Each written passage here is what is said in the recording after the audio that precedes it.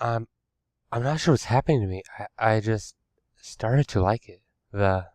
He was visibly shaking now, holding his hands up to his face to see the earthquake that was erupting inside of him, as well as making sure that it was truly him. He shoved the next workout in an almost unintelligible stutter. Pain. The winter-spring night transition confused me. Humidity licked the air, and as soon as it was finished waving its tongue around, the cold night air froze my body, keeping me alert.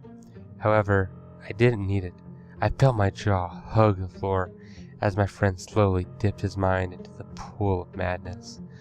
When he dragged me outside, away from the party, much to my displeasure, I was propping myself up against the railing of my porch. But at this point, I manned up and stood straight up to face my friend. The pain, yes, their pain, was my pleasure. They had to die. He heaved a sigh. I'm glad I told you that. You're glad? You just confessed to the murder of 3 other classmates. He sagely nodded with the newfound calm of a killer. He was no longer not sure of himself. There was no turning back. He gave a demented half-smile peered at me from underneath his long bangs. I realized I said it. He took a step closer and did it. I knew what would happen in the next few moments. Why did you tell me that? You just sealed my fate, you... Dear God, it was hard to talk through confused tears. Monster? He cocked his head sideways. Quite a fitting term. My friend always had this little backpack on him. Never took it off. That and his hoodie. Fucking love that hoodie. Anyway, the backpack wasn't that big, so you could imagine the surprise I experienced when he drew a machete from the damn thing. Not what you'd expect from a serial killer. It wasn't Jason Voorhees' blood-soaked machete. No. It represented him in this moment, sharp and curved to a fault, even though it was night and the blade was black. It seemed to resonate a sort of light. Maybe it was representing the light at the end of my tunnel after it plunged into me. He nodded towards the door. 5 seconds. I figured out when I killed the captain of the football team that I love it when they try to run.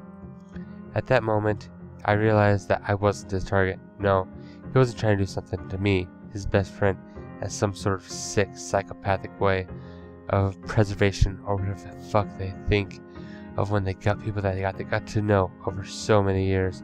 No, he wanted to slaughter everyone at this party. Every fucking person here will die tonight. 4. I kicked off the wooden patio and fumbled with the handle. My hands felt so slippery trying to open that fucking sliding glass door. I threw the thing open as I heard an echoed sound of 2 being made. What the fuck happened to 3? Solo cups scattered across the ground. Beer spills were everywhere. Hairs were frizzed up to the ceiling. Everyone! Out! Now! The last thing I saw was confusion on everyone's faces before everything went black. Had I died? No. I was still very much alive. He cut the fucking power. I knew my door was about 5 feet to my right, so I quickly dashed towards the only landmark I cared to remember at this point. I, once again, fumbled with the doorknob before swinging the cheap door open. Before I could react to anything, yell, or even finish my step out the door, a blackened bait opened up my chest with a diagonal slash, and I fell, all across my abdomen. All I could feel was a searing heat, as if I was a fuel in a bonfire. I gripped the wide slash in a futile attempt to, I don't know, do something. I watched way too many movies. I heard splashes of blood, extra miles, and one time even a head fall to the floor. After falling to the floor, after the last scream echoed through my head physically, it will always ring throughout my head. Light footsteps walked toward me. Hey buddy, he said there, kneeling down at my side. Remember when we used to play games? Let's play one right now. I couldn't move. The pain was too great. I attempted lifting my arm, yet to no avail. He flashed that fucking smile again, the one that plunged into your very fucking soul and took out anything that you held dear to you. His hand moved at the orchestrated speed of an experienced killer as his blade plunged into my hand.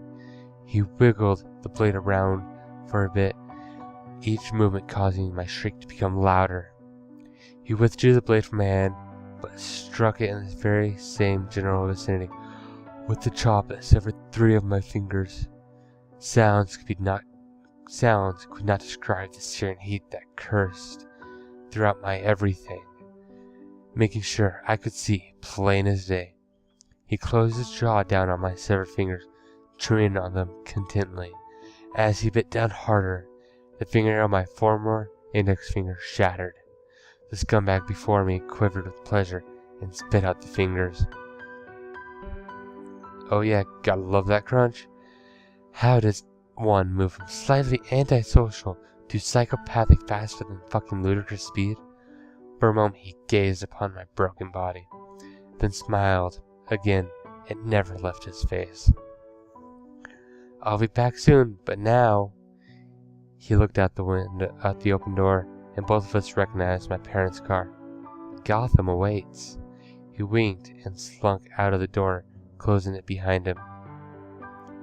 I laid there motionless. In a few minutes, a middle-aged woman was about to receive a heart attack. The door opened, and the night light once again poured in. But instead of shocked actions of my parents, 2 ball-like things rolled in. Happy fucking Halloween! I gazed into the lifeless eyes of my parents' severed heads before blacking out.